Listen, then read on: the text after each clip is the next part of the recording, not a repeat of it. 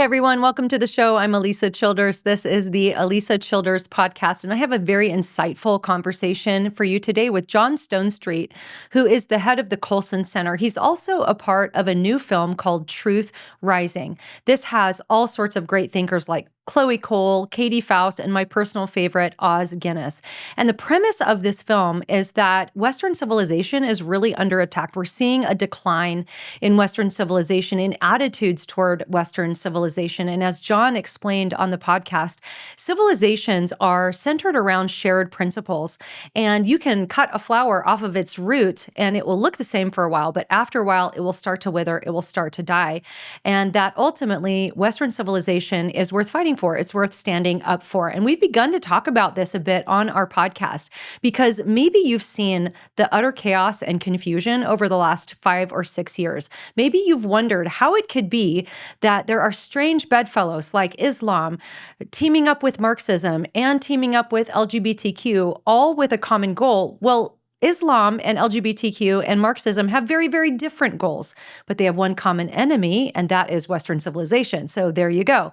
And so this film will really explain why we're seeing some of the chaos we are and why some of those strange bedfellows are coming together with this common goal. So I want to encourage you to watch the film Truth Rising, but hopefully this conversation will give you a taste for what's in it. So here's my conversation with John Stonestreet. John, great to have you back on the show. Talk to me about Truth Rising.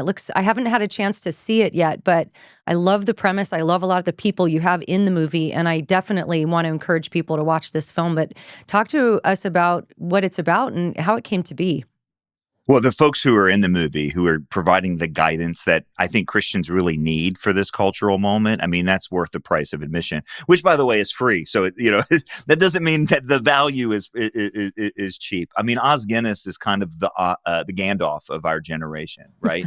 Yeah. Where he has been able to help so many people understand the flow of history, the history behind the evolution and importance of ideas. And really, I mean, I don't know if the book The Call rings a bell to you, Alisa, I but The loved that Call was book. Love that right. book. Yes. And, I was teaching at a Christian college about that time where the idea of vocation and calling was really, really popular. And usually it was, this was the 90s, right? And the early 2000s when everything was kind of at peace and we had no enemies and, we were all fat and happy. And so the idea of calling was essentially, hey, do what you love and find someone to pay you for it. And that's what God wants you to do. Now, I think at some level, God gives us and he gives us passions and all that should, reveal to us what he wants us to do. Oz was the first one in The Call to bring up the fact that we were at a precise cultural moment in history.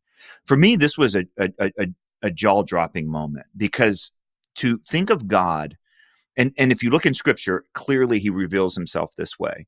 But God is historically precise. Galatians 4, just the right time, just the right place. Christ takes on flesh. And then here we are, Paul says in Acts 17, that God determined the exact times in which we live in the boundaries of our dwelling place. So how should we live? This was the premise, for example, of Francis Schaeffer, who asked, how then shall we live? This was the premise of Chuck Colson, and Nancy Pearcey, who in their book and curriculum and other things asked, how now shall we live?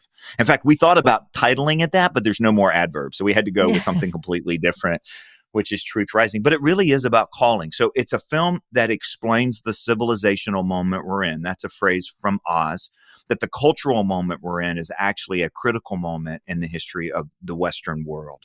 And we usually don't think about civilizations that way. We think about civilizations that were once great and have since fallen, because when we think civilizationally, we're at a museum, right? Or we're reading a history book.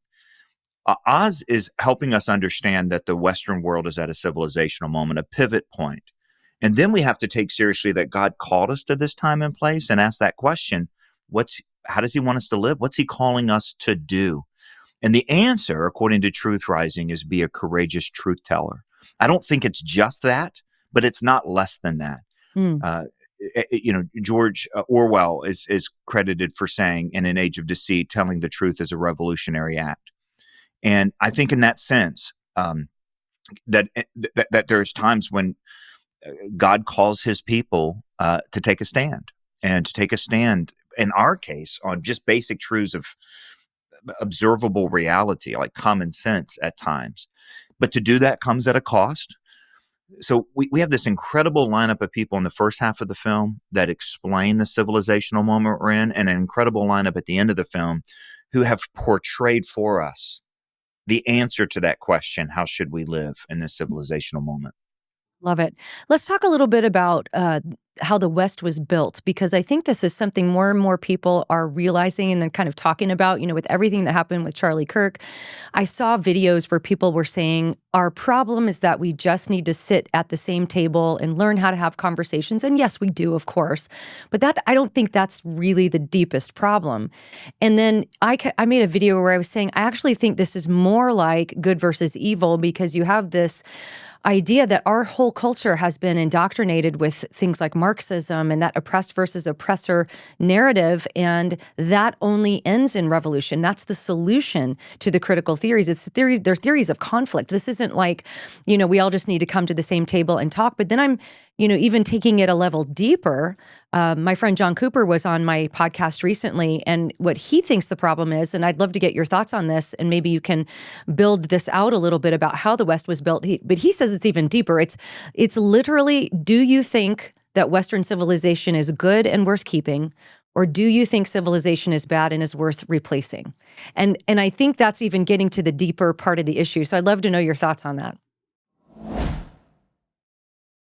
There are so many reasons that I love Good Ranchers. Good Ranchers is American meat delivered right to your door on dry ice, ready to be put in your freezer. For me, it just makes things so much easier. It makes meal prep easier. If I need to take a meal to a sick person or somebody who needs help, it just makes it so much easier to grab some ground beef out of my freezer, thaw it out, make a lasagna with some pantry staples that I have, and then I don't have to put so much time and effort and energy into it. Plus, the meat is such high quality. I used to go to the fancy store and buy the grass-fed beef, paying top dollar, not realizing that a lot of even the stuff that says American beef is coming from overseas, where there's not high quality or transparency standards, any of that stuff. This is where Good Ranchers solves all of those problems. So subscribe today, and if you do, you're going to save $500 per year just by subscribing. But if you go to goodranchers.com and use my code Alisa, you're going to also get $25 off your first order. Give them a try today. You can cancel or skip anytime. Go to goodranchers.com, use my code Alisa. Yeah, I mean, you're hitting it on all cylinders here. Listen, civilizations don't come from nowhere. Forgive the bad English. Civilizations arise because out of ideals, either ethnocentric ideals, or in the case of Western culture, certain ideals that were distinct and unique. This isn't to say Western culture is perfect. It hasn't been perfect. It doesn't mean that that powerful people in Western culture haven't been guilty of horrific things. They have. But it's kind of like saying, I think it was Churchill who was asked about democracy, and he said, democracy is the worst except for all the others. I mean, Western culture has lifted more people out of poverty, has restored rights to more people than any other kind of entity like it in human history. But you can't detach from the root and then still expect the fruit. That's the heart of what Oz means in this idea of a civilizational moment. He calls it a cut flower moment, right? Where when you cut a flower off from its roots, it'll still look good for a while, but it withers and dies. That's the future of most civilizations, is that they wither and die. Some head to revolution. Most of the time that ends badly, right? I think there's like one good example of revolution in human history, and the rest, has become worse. In fact, we tell the story of the prominent revolutions that the West has kind of endured, or kind of have been adjacent to the West. If you talk about the French Revolution, if you talk about the Russian Revolution, you talk about the Chinese Revolution, these things did not go well. In fact, Oz has a personal story in the middle of the revolutions that China faced in the middle of the 20th century. These are really heady historical things, but they're absolutely true. Now, what were the roots of Western culture? This is what's so fascinating about the thought leaders in the first half of the book. And I'm talking about Sir Neil Ferguson, John Andrews, who was the former Deputy Prime Minister of Australia, Baroness Philippa Stroud, who's been in the House of Lords in the UK for a long time, Ayaan Hirsi Ali, David Berlinski, Konstantin Kissins. I mean, some of these folks, interestingly enough, are Christians. Some of them are sympathetic to Christianity. Others are atheists. Isn't it interesting, Alisa? I mean, you and I are both old enough here to remember the 90s, right? When God is dead and religion poisons everything. You remember the new atheist movement? Oh, yeah. And a lot of that was about how bad Christianity was for the world. Some of these same people, like Richard Dawkins, Right. are calling for cultural Christianity, Yeah. right? Some of them have gone further, starting with a call to cultural Christianity, and actually found Jesus, which is an exciting part of the film, too, we can talk about. But there are ideas that only come from a Christian vision of life in the world. So let's take the line from our founders. We hold these truths to be self-evident, that all are created equal, that all men are created equal. Now, listen, this was an ideal. This was not something that was, implemented on the ground in the American experiment. In fact, it's an aspiration for every generation to live as if that is true. And we often do not live as if that is true.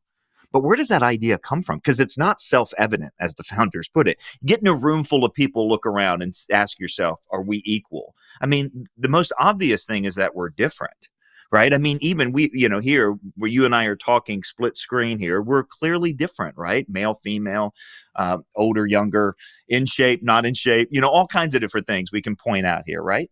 And we add, skin color and, all kinds of other things. So where does that come from? Equality, dignity, these things that our founders said were self-evident. Well, they have to come from something intrinsic. That's a Judeo-Christian idea.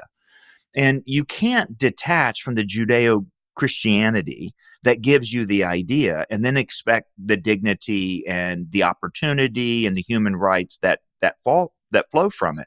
That's the crisis that's the crisis that we are in. That's why this is a civilizational moment, according to Oz. We've detached from these ideals. That's just one of them, the most prominent one. And then we're expecting all the blessings that come from the tail end. That's not the moment. That's not possible. That's not what happens. Yeah. What other principles would you say the West was built upon? Like one of the ones I think about a lot, because I remember hearing Oz talk about this elsewhere, is the difference between the French Revolution and the American Revolution, where you had this idea that our founders understood that human beings were inherently sinful. However they might work that out theologically, they knew that it was humans that corrupt institutions, not the institutions just by themselves that corrupt people. It's from the inside out, not outside in. And that's why when they formulated our Constitution and our laws, they were allowing for the fact that power corrupts. That's why there's checks and balances. There's votes. There's all sorts of different ways to keep one person from having too much power, because they knew that would corrupt. And then you see the opposite of that play out in the French Revolution, which really led to bloodshed. And so maybe you can comment on that principle, because it seems to me like that's one of the principles that the West was built upon. Yeah. Oh, no, absolutely. There's no question about it. The idea of checks and balances, and that you don't have just any single person that can just, off the top of his head, write laws, for example, that laws pre-exist. That all that is a reflection of what you believe to be true about the human person. I think maybe the most distinct expression of an ideal that shaped certainly the United States, but, you can kind of see where the French Revolution went off the rails and why America ascended in the way that it did. And it's based in this understanding of human fallenness, but also human dignity together, is the idea of ordered liberty, right? If both the American Revolution and the French Revolution was a cry for freedom, but freedom without virtue, freedom without order, freedom without constraint is dangerous. It actually can enslave people to their own passions, to their own desires, make people susceptible in various ways to tyranny. And that's, of course, what you saw in the French Revolution. You have to have an ordered understanding of liberty. Oz calls it the difference between freedom from and freedom for. If you're trying to pursue freedom from any rules, any regulations, any constraints, then you can literally define freedom as doing whatever you want. But whenever you do what you want, then you become enslaved by the thing that you want more than anything else. So the idea of true freedom is freedom for. What are we created for? Now let's look then at the last 25, 30 years. And thankfully there's a vibe shift, but there was this growing movement in America and in the West more broadly for freedom from, first of all, moral restraint when it comes to sexuality, but even the constraints of biology when it comes to sexuality, right? And that's a freedom from, and we saw what that did. It, created an awful lot of victims, particularly of teenage and pre-teenage girls. There's a wonderful story in the film, by the way, of Chloe Cole and how she came to realize this. And it's just really one of the most beautiful stories of redemption. It gives you courage and confidence that God is still at work. But that's one of the ideals connected to believing that humans are fallen, is that our freedom needs to be ordered by our design as created, and also by these moral principles that exist outside of ourselves. Yeah, very good. And what role do you think, because you brought up maybe some ideas that are adjacent to the sexual revolution, and I know that there's so many things going on in our culture right now. I think we're having to live through the fallout of the sexual revolution with some of the things you mentioned, but also this idea of wokeism, which that is such a difficult word because I think it's just sort of in the wild now what we all mean by that, because originally people were talking about maybe the critical theories that flowed from the Frankfurt School, but now it's just in the wild now, and it's taken on a life of its own. But there's a relationship there. So I'm wondering, what your thoughts are. Let's just start with maybe the sexual revolution. What was it about the sexual revolution? Because that has to do with freedom as well. That was, like you said, freedom from moral restraint, freedom to behave in whatever way you want to sexually. And the thing that it should be obvious how much that has wrecked our society, but for a lot of people, it doesn't seem to be. So maybe talk about the influence of the sexual revolution. I love partnering with Summit Ministries. Summit is one of those ministries that exists to help our young people know what they believe, articulate what they believe, and live out what they believe in a really chaotic world.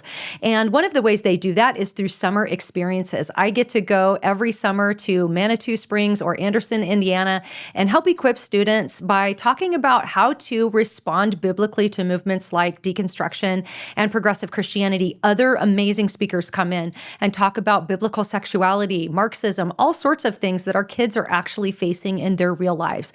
And so they have experiences for kids ages 13 through 22. Some of that is available online, but you can go right now to summit.org. And if you register for one of these experiences before March 31st, you're going to get an early bird discount of $250 off.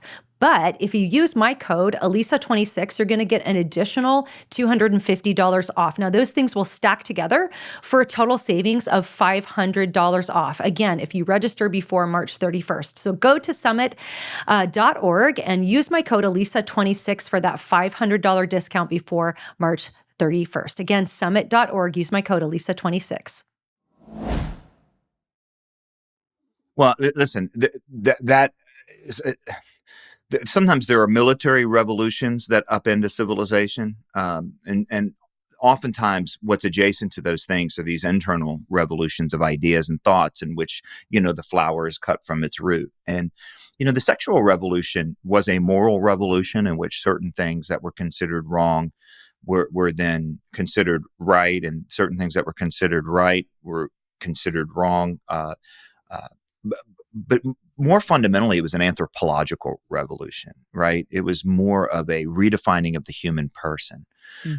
For example, where women were told by the theorists of the sexual revolution that their fertility was the problem, right? That actually is what holds them back and enslaves them. They're enslaved by their body. So again, it was an early version of that freedom from the biology of which that was inherent of who they were.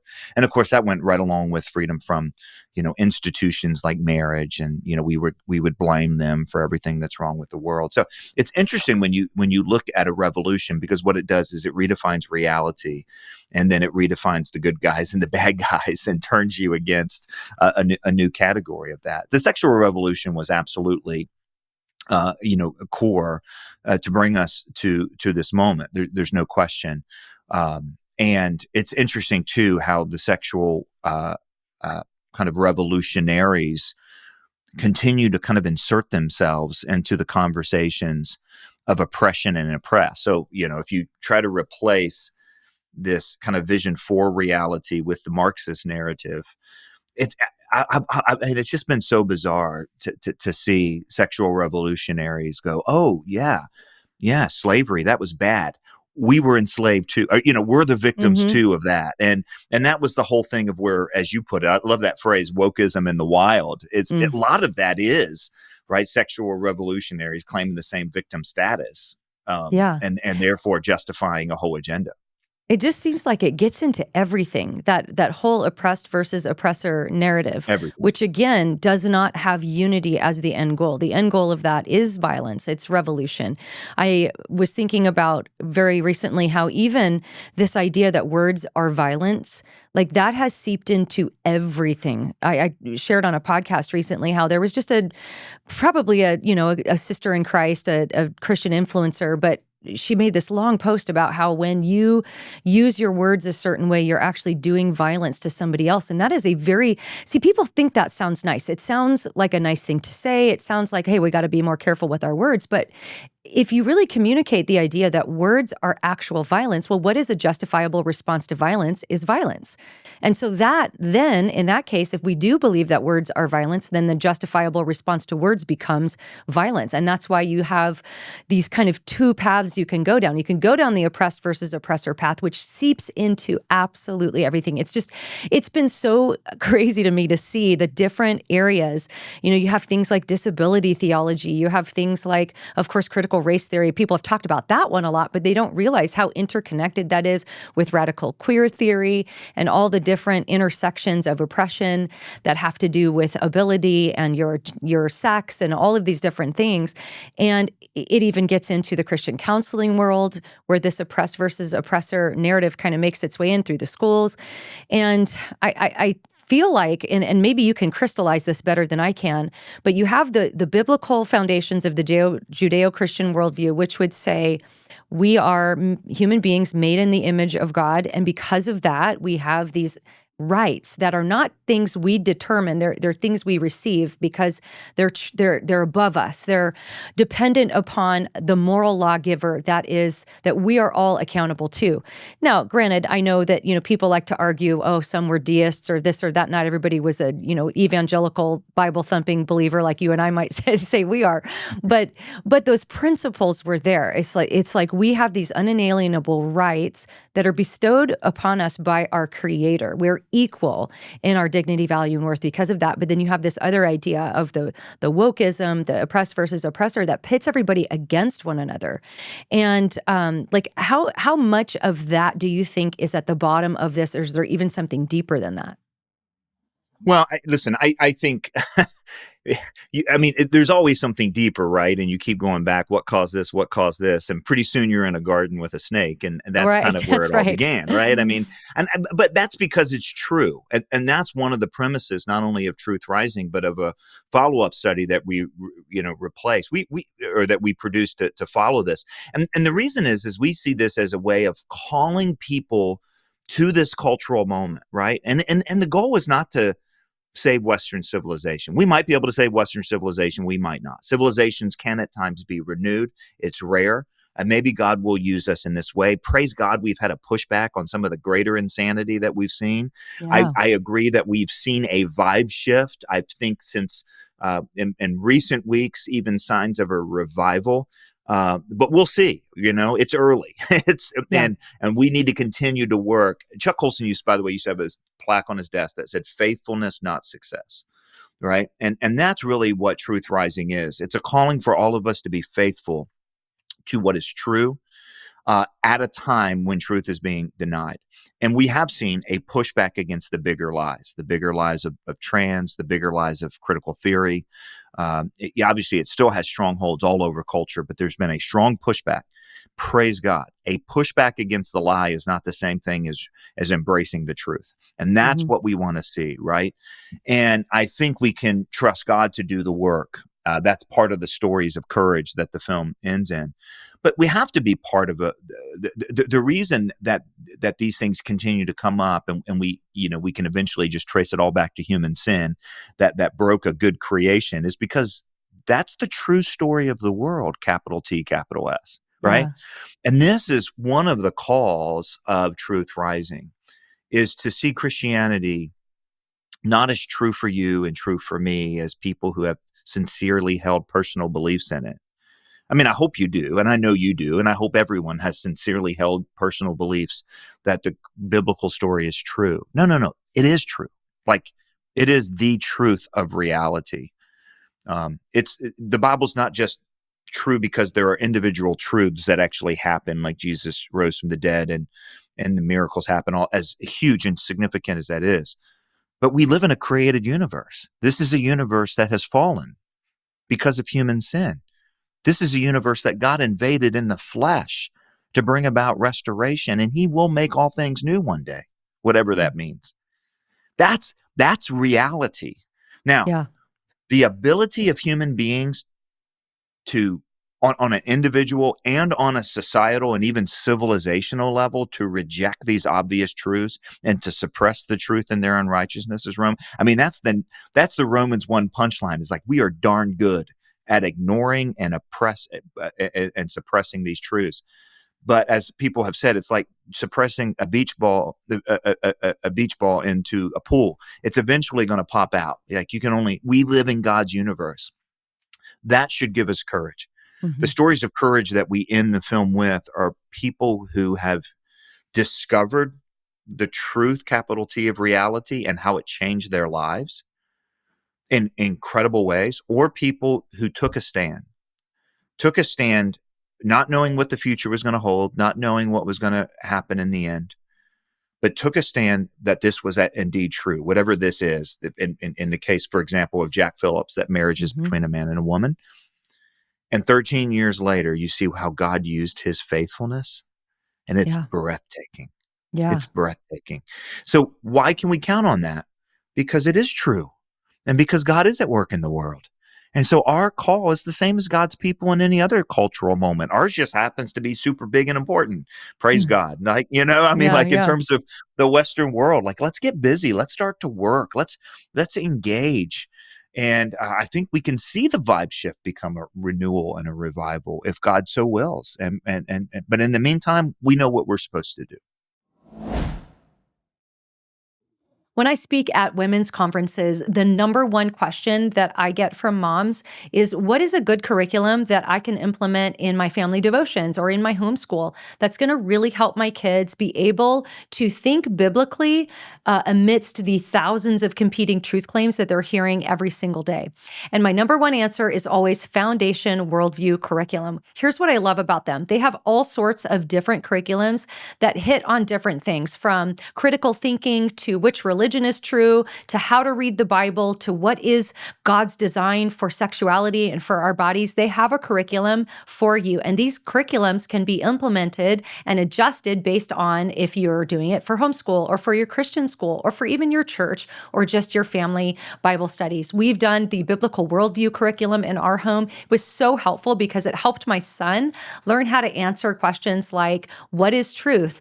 How do I know right from wrong? Does God exist? These basic worldview questions. That's for their biblical worldview curriculum. And if you go to foundationworldview.com today and use my code Alisa, you're going to get 10% off of any family, church, or home license. Again, go to foundationworldview.com and use my code Alisa.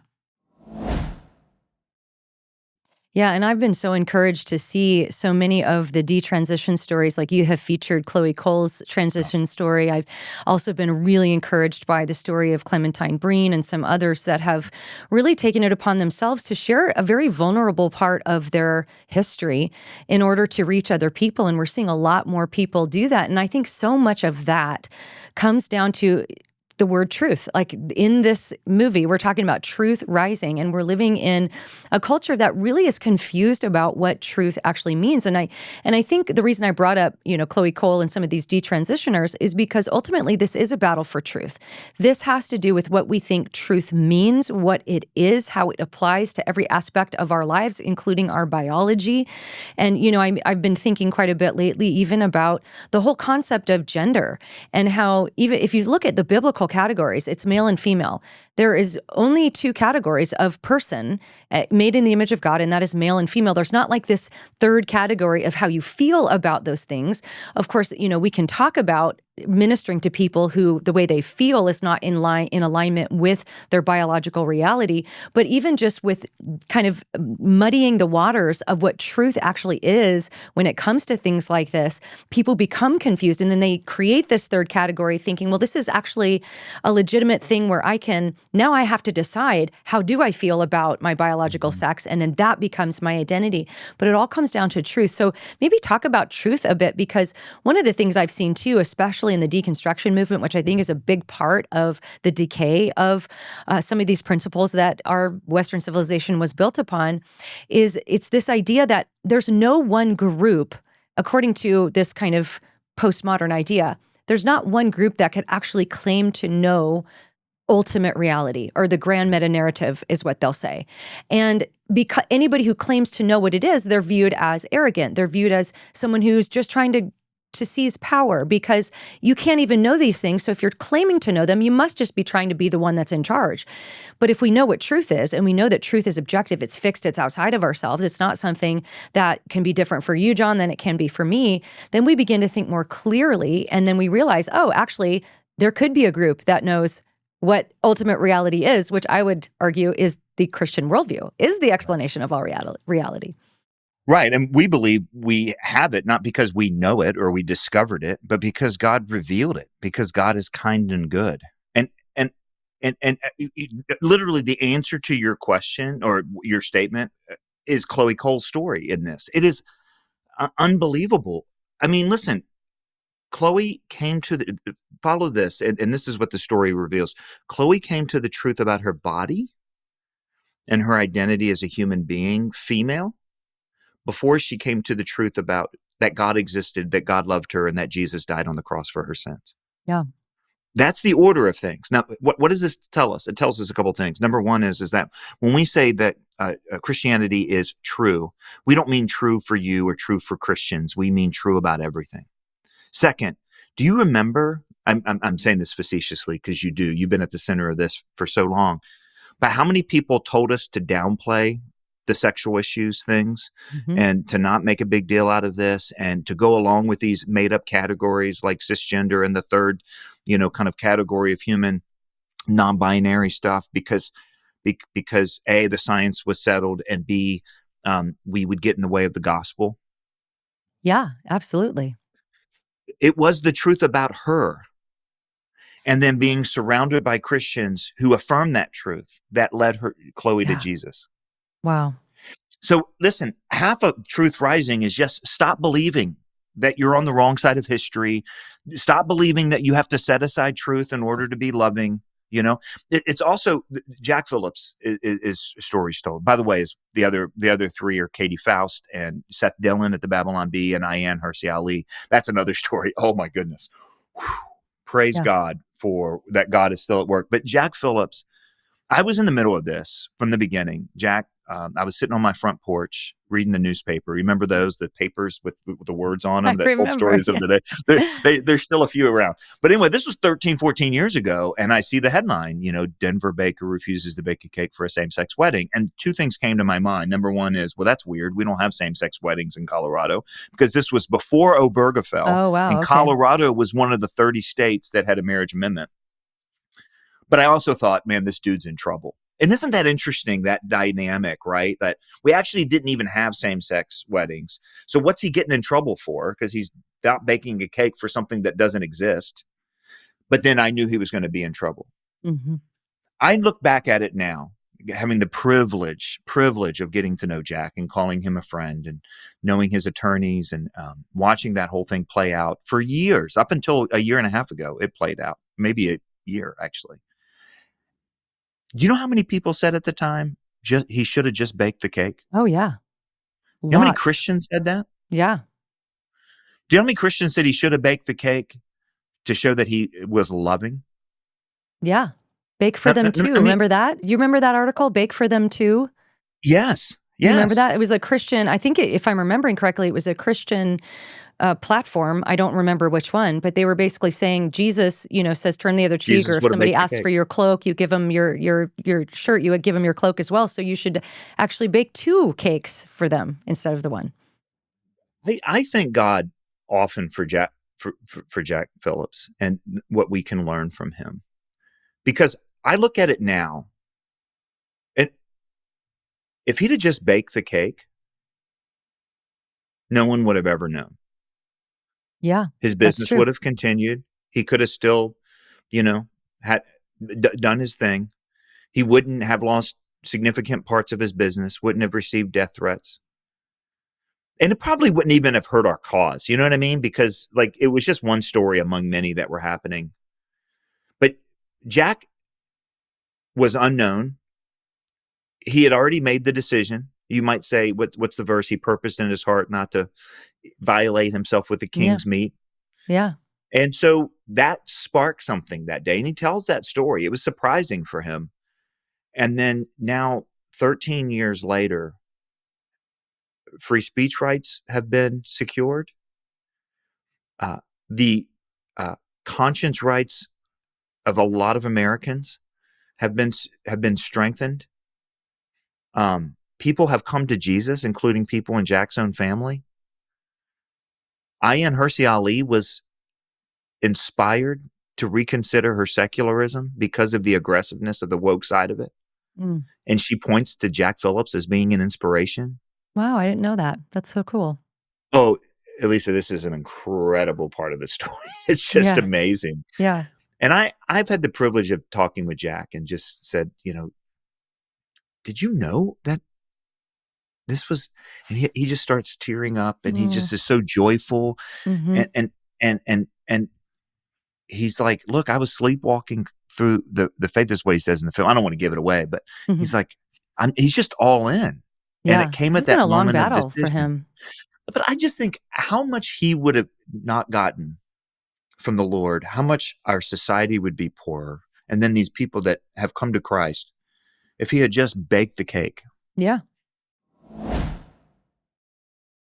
Do you love coffee, and do you love standing up for the unborn? Well, then this is a no-brainer. You are definitely going to want to subscribe to 7 Weeks Coffee.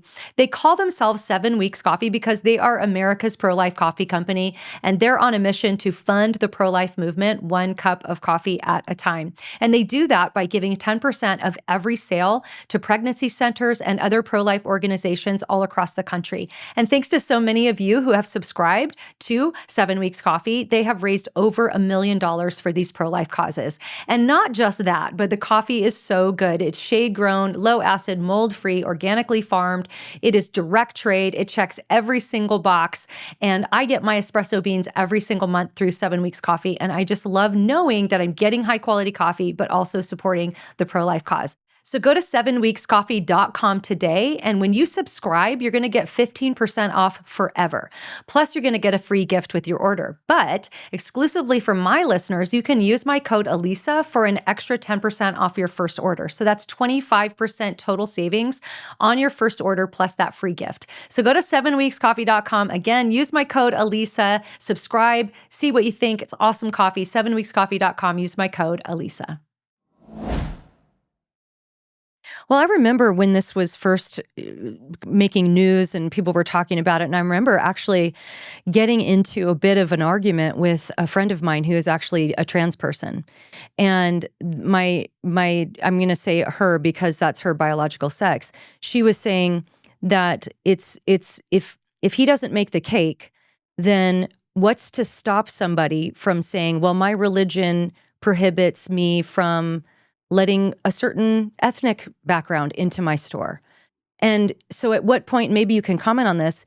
I know her question was, at what point does it is religious liberty only good for thee but not for me? And how do we draw those distinctions? Because I remember this was such a long time ago, and I remember trying to figure out how to answer that question. But the best sense it made to me was that it wasn't that he or Baronel Stutzman and the other people that had been through cases like this were saying we're not going to serve a certain group of people, but they're saying I can't be compelled to use my artistic endeavor to promote a message that goes against my religious Yeah. beliefs.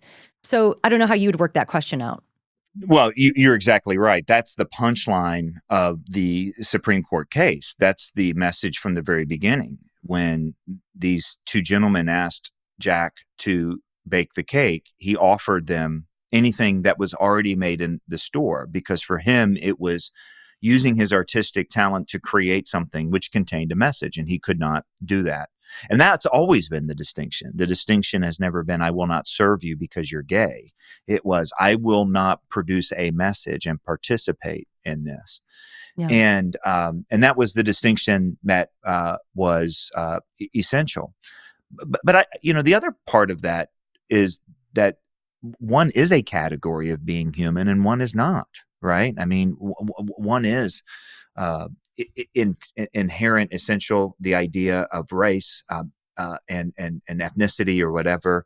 And, the whole game was, I think, given up at the beginning when sexual orientation and gender identity was kind of accepted as a category of humanness.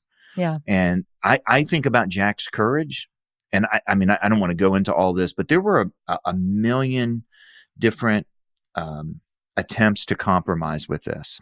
The Utah Compromise being a legislative one, Fairness for All being kind of an expression of the Utah Compromise that religious institutions were encouraged to capitulate to and agree to. And there was a lot of pressure. I remember this. We were asked to be a part of some of these things. And I was just like, no, because that means I am saying that this is a category of human being, right? That there is that essential to one's identity is sexual orientation and gender identity. That is not an essential category of humanness.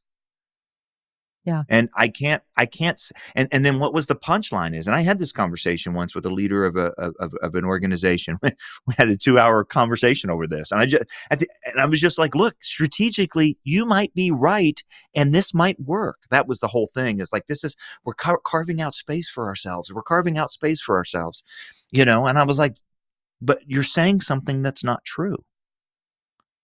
Yeah. And that's what Truth Rising is all about. I looked to what Jack Phillips in his little corner shop. I don't know if you've ever been to Masterpiece Cake Shop. It's a little corner place in Denver. You need to go by the way, it's fantastic stuff too.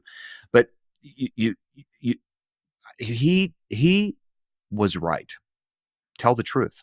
Yeah. Don't say something that's not true. And that's one of the punchlines of Truth Rising in all these stories. If backing off or if compromising means saying something that's not true, that is not an option for us. That's really well put and succinct. Yeah. Yeah. And it doesn't mean be a jerk, right? Doesn't mean just go and, fight and be mean. A jerk for Jesus, as one of my board members says, is still a jerk. So don't do that. Right. Yeah. But tell the truth. Yeah.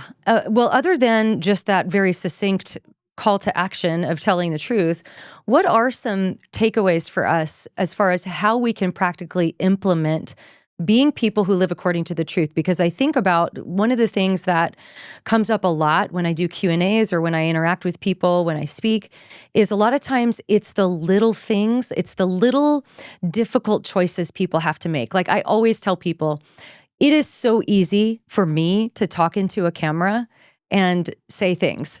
Right? It's really easy. Mm-hmm. It's much harder to live all of this out in your workplace, in your home, at Thanksgiving dinner with the relative that totally disagrees with you or lives a life that you're figuring out, how am I going to handle these things? Like, for example, teachers who say, if I don't put this sticker on my door that says it's a safe place, then I'm going to look like a bigot. I'm going to look like I'm hateful. But if I do put it on, that means that I'm affirming of LGBTQ+. So I don't know what to do. And so it's those little choices that Christians, I think, are faced with. And so I'd love to get your thoughts on what's the takeaway of some practical ways we can think about living in a world that's still, even though there's a vibe shift, like you said, it's still pretty hostile to a lot of the core values of the Bible. Yeah. Well, I think what you said is exactly right. I mean, first of all, let's make a decision to not be forced to say something that's not true, not to go along with the lie. Alexander Solzhenitsyn put it, if the lie goes forward, let it not be through me. And I think that you can do that. It doesn't mean you're always kind of sparking a revolution or trying to start a fight or doing it. Unfortunately, we live in a culture where the cultural value is let's, do everything that we do publicly and make a big deal out of it. And I don't think that's always loving to the individual. Whereas we can look at them and say, and I think that brings up the second really practical thing, which is we're going to have to take the time and the energy to have the conversations. It's going to be inefficient. It's going to be annoying. It's going to be like, we're going to be falsely accused, and we're going to have to stop and go, listen, let me explain to you exactly what it is. Now, and you might get spit on for it. You might get hit for it. You might get punished for it. You might lose social credit for it or whatever. And that's the counting the cost part of it. One of the stories that are told in the film is the story of the Babylon Bee and Seth Dillon. And it's a fascinating thing because I think that the moral of this story is that you can trust God with the results. So famously, USA Today named Rachel Levine Woman of the Year. Rachel Levine is a man who dressed as a woman and was in the Biden administration. And so the Babylon Bee, which satires things, named Rachel Levine Man of the Year. Now, it's interesting because with that, they're actually telling the truth, Right. that he is a man. And of course, that led to being canceled off Twitter. They had to make a decision. I mean, they're a communications company. To be off Twitter was a devastating blow to the business model. You look back now and think all the things that have transpired because they took that stand not knowing what the results were going to be. Right? They did not pull back their tweet. Elon Musk noticed, Love it. bought Twitter, changed the name, not only reinstated them, but reinstated a lot of others. And now you kind of see what all happened. Would the last election have gone the way that it did if Elon Musk had not bought Twitter? I don't think it was one thing, but I think it was a lot of things. And that's one of the things. And so anyway, it's just interesting that you have to, I think, at some point, leave the results up to God. Let me give you one more thing here, maybe to make it a little bit more tangible. I know that, when people want practical application, tell me what to do next. And I don't know what God's telling you to do next because you're going to confront the lie or a lie in some corner of your life, right? And so the follow-up study to Truth Rising, which is also freely available, this was something that Focus on the Family and the Colson Center co-produced along with Oz Guinness, and it also includes a 4-part study. And basically what we're saying is if Christians can be champions of truth and then live that out as a calling, that's what the study is about. And in the calling, we just ask 4 questions, okay? And the 4 questions are, what's good? In your life, what's good? If it's good, champion it, protect it, celebrate it. What's evil? If it's evil, oppose it. If it's what's broken, if it's broken, renew it, restore it. And if it's missing, innovate it, contribute it. Now, the temptation is to look and go, man, I can't do anything about abortion. That's huge. Well, the question isn't what evil can't you stop? It's what evil can you stop? Can you stop that girl that's in your church who's experiencing a pregnancy from having an abortion? Stop the evil you can stop. Promote the good you can promote. And I really think it has to be intentional like that. I think there's some inventorying. This is what Jesus means, I think, to some degree when he says count the cost. Plan. Figure out the good that you can do. Figure out the evil you can oppose. Figure out the brokenness that you can renew and restore. and the things that are missing that you have the ability to contribute: trust, love, forgiveness. I think about, for example, at the memorial service for Charlie Kirk, which became the largest evangelistic event in all of human history, Mhm. clearly. You know what was missing? Erica Kirk brought it. And it was in such stark contrast to what the president said in his speech right next. But you know what was missing? Forgiveness. And she offered it. And you think about, there's a whole run of these in the American experience where Christians, from the Amish moms of the schoolgirls that were murdered 20 years ago by the man who forgave his wife and cared for her that evening, to the members of Mother Emanuel Church in Charleston, to the mom of the young 6-year-old boy who was thrown over the balcony at Mall of America, and she forgave the man who did it. I mean, critical theory has no forgiveness, right? You're Yeah. morally guilty, not because of anything you did, so there's nothing you can do to fix it, right? You're supposed to grovel, essentially, but that's not Yeah. forgiveness. When Christianity offers forgiveness, it's unbelievable. People don't know what to do with it. It's unspeakable. It's full of glory, right? And I think that is that's a way of tangibly answering the question. God forbid that any of us have to be in that situation to offer forgiveness to that extent that Erica had to. But if we are, then we do what Jesus did, right? And I think that is we look at our sphere of influence and we ask those questions, and I think it can give maybe some more practical, tangible examples that you're looking for there. Yeah, very good. Well, where can people find the movie and watch it? You mentioned it's free. So is it what platform is it on? Well, it's on YouTube and it's on X. So Okay. YouTube, if you go to truthrising.com, you can find it. You can also find it there on YouTube. And we've had wonderful responses to it. And a lot of churches, a lot of schools, Liberty University, Cornerstone University is doing a watch party. Some other universities are as well. Many churches that have watch parties, and then you do the follow up study as well. And really, what we're trying to do is help Christians engage this moment in the way that they should. You can also find it on X, the full version. So we think about 500,000 people so far have watched the movie, Oh, which wow. is That's great. exciting. Yeah, and given the watch numbers on both of those platforms, but then you can sign up through truthrising.com to get the study as well. Okay, truthrising.com. All right. Well, I want to thank my guest, John Stonestreet. Also go to colsoncenter.com, see how you can become a Colson Center Fellow. They go through the book Another Gospel, and I've done some Zooms with that group, and it's just a wonderful training for people. So truthrising.com, colsoncenter.org. And let's remember, as we pursue Christ, let's keep a sharp mind, a soft heart, and a thick skin. We'll see you next time. So pray for me and I will pray for you. No turning right or left, we'll make it through. The road that's narrow and the gate that's small. Don't give up, it's gonna be